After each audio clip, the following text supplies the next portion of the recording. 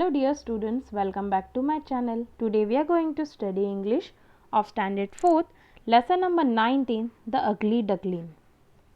Lesson name is The Ugly Duckling. मतलब अगली का मतलब होता है बदसूरत, जो अच्छा नहीं दिखता, जो खूबसूरत नहीं होता, उसे अगली कहते हैं. और डकलिन का मीनिंग है डक. ओके, बहुत सारे डक्स के बारे में पढ़ेंगे, बहुत सारे डक्स है इस लेसन में, इसलिए duckling. Okay, let's start with the chapter. Mother duck was really proud of her 6 new ducklings. जो एक मदर थी, डक थी, उसे 6 बेबीज़ हुए थे.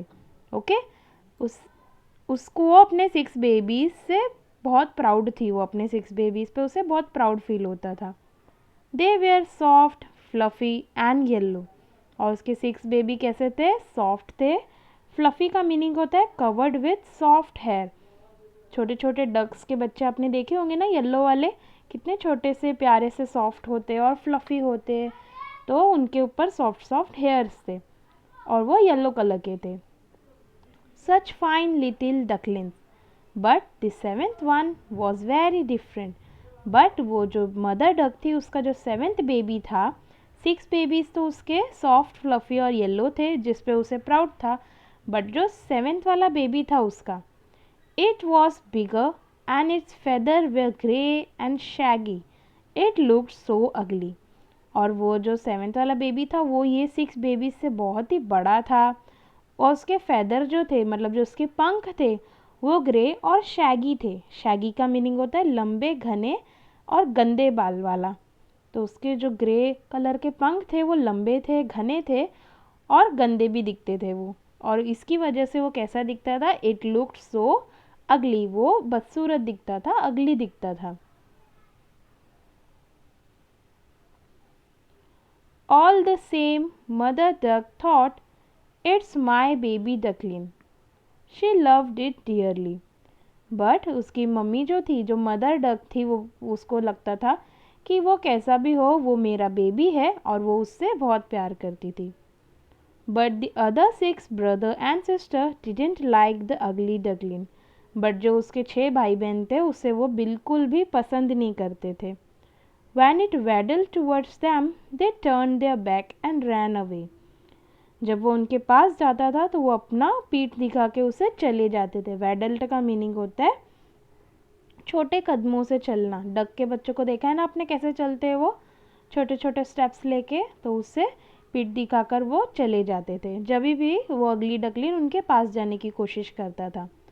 The little duckling would go for swim every day to a lake nearby. और जो सारे डकलिंग्स थे, वो जो पास में लेक था, नदी थी, वहाँ पे लेक के पास, लेक था, तालाब था, वहाँ पे वो डेली स्विमिंग करने के लिए जाते थे. The ugly duckling wanted to join the other, but they didn't want him. They always swam away from him. He was left all alone. और जो 7th वाला बेबी था, जो अगली था डक, वो हमेशा उनके साथ उनको स्विमिंग में ज्वाइन करने की कोशिश करता था. जब वो स्विमिंग के लिए जाते थे तो ये भी उनके साथ जाता था, बट वो हमेशा उसे अकेले छोड़ के उससे दूर चले जाते थे और वो हमेशा क्या रह जाता था? अकेला रह जाता था. The ugly duckling swam better than the other ducklings which did not please them at all. और जो अगली डकलिन था, वो 6 डक से बहुत ही अच्छा स्विमिंग करता था, पर फिर भी लोग इससे खुश नहीं हुए. They tease him about his ugliness. और हमेशा उसकी बदसूरती के लिए उसे चिढ़ाते थे. His only friend was his mother. और उसके सिर्फ एक ही फ्रेंड थी अगली डकलिन की. कौन? उसकी mother. Other ducks told his mother, all your ducklings are smart, but this big fellow looks so different. Why is he so ugly? और जो अदर डक्स थी, वो उसकी मम्मी से पूछती थी कि तुम्हारे सारे बच्चे इतने प्यारे और सुंदर है, स्मार्ट है, पर ये अलग क्यों लगता है, ये इतना अगली क्यों है? His mother only said, he is my and I love him too. और उसकी मम्मी सिर्फ एक ही रिप्लाई करती थी हमेशा कि वो मेरा है और मैं उससे बहुत प्यार करती हूँ. At last, feeling very lonely and sad, the ugly duckling decided to leave the lake. He made his way to the river's edge and swam away with the river. और लास्ट में जब डकलिन अकेला रह जाता था हमेशा, कोई उसके साथ नहीं रहता था, तो वो सैड हो गया, वो बहुत उदास हो गया और उसने सोचा कि मैं ये लेक छोड़ के चला जाता हूँ। और उसने रिवर के साथ वो रिवर के फ्लो के में स्विम करके वो चला गया।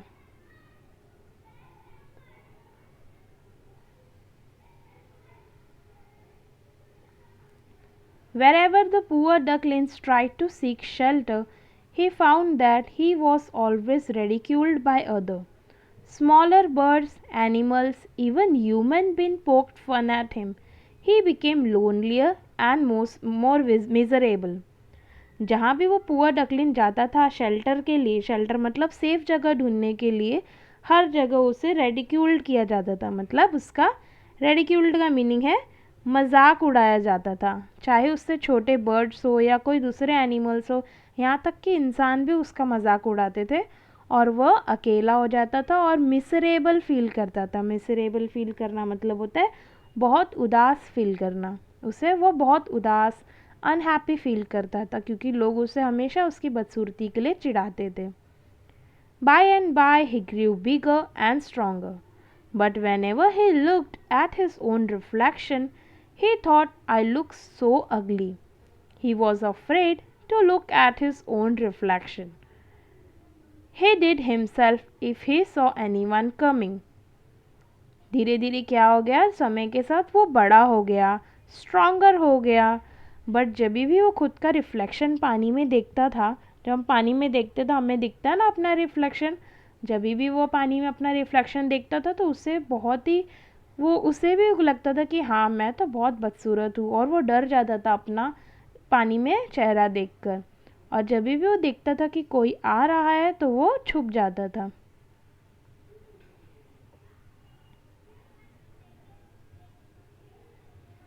One day, when he was hiding among the reeds, he saw a flock of graceful white swans swim past. They were the most beautiful birds he had ever seen. How wonderful to be like them, he said to himself. और एक दिन उसने देखा कि कोई आ रहा है तो वो छुप गया, और उसने दूर से देखा कि कौन आ रहा था। Flock of graceful white swan, मतलब ग्रुप आ रहा था वाइट स्वैम का। स्वैम कौन सा बर्ड होता है, हंस होता है, इसे हिंदी में हंस कहते हैं। वाइट कलर का बर्ड होता है जिसकी गर्दन, जिसका नेक लंबा होता है, थिन होता है, और जो लेक्स और रिवर में रहता है।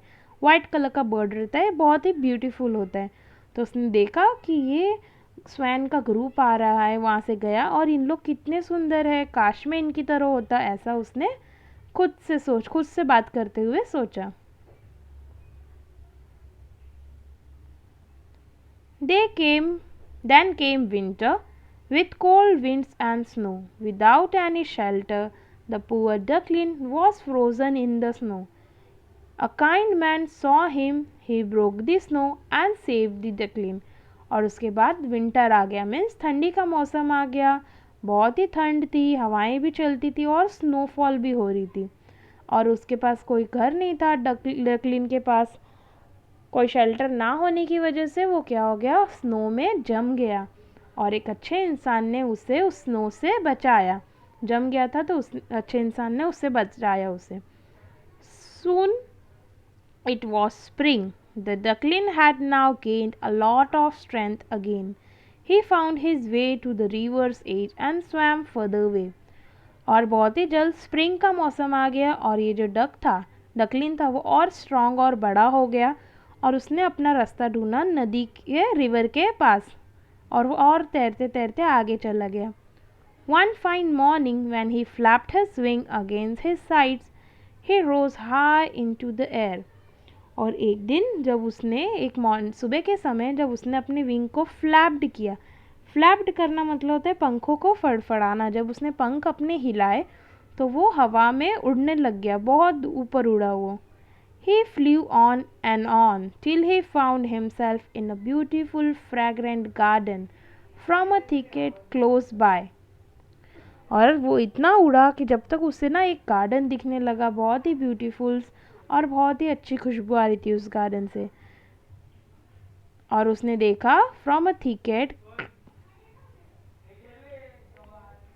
Close by, Three beautiful white swans rustling their feather and gliding lightly over the smooth water.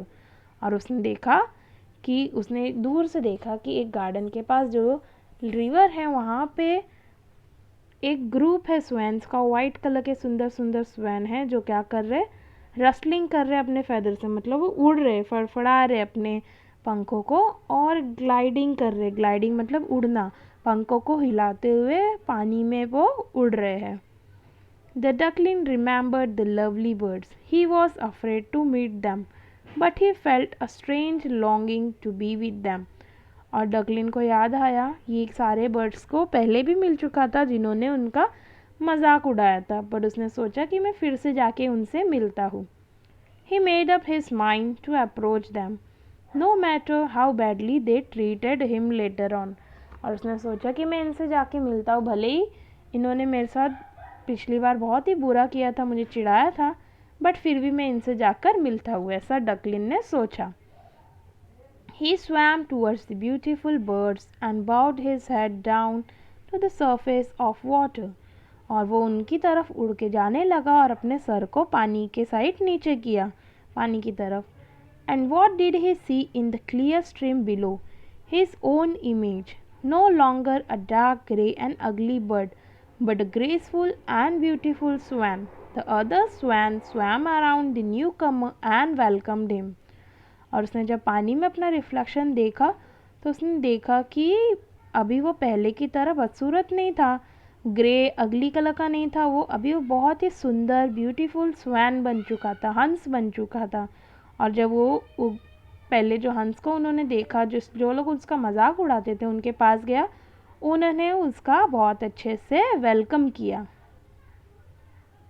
The bird that had lived a miserable life as an ugly duckling was a swan after all. और जो bird खुद को बदसूरत डकलिन सोच के जी रहा था वो एक्चुअल में डक था ही नहीं, वो क्या था, स्वैन था, हंस था वो. He curved his slender neck and cried joyfully from the depth of his heart. उसने अपनी गर्दन को थोड़ा सा टर्न किया, स्लेंडर मतलब पतली गर्दन को उसने टर्न किया और क्या करने लगा, वो पूरे दिल से वो रोने लगा. I never dreamed of such happiness as this while I was an ugly duckling. और उसने सोचा कि मैंने कभी नहीं सोचा था कि मैं इतना सुंदर बनूंगा, क्योंकि मैं तो सोचता था कि मैं एक अगली डकलिन हूँ, और उसे पता चल गया था कि वो डक नहीं है, वो तो क्या है, बहुत ही ब्यूटीफुल स्वैन है. Here we have completed with the chapter, kids. I hope you have understood the chapter. Thank you for watching.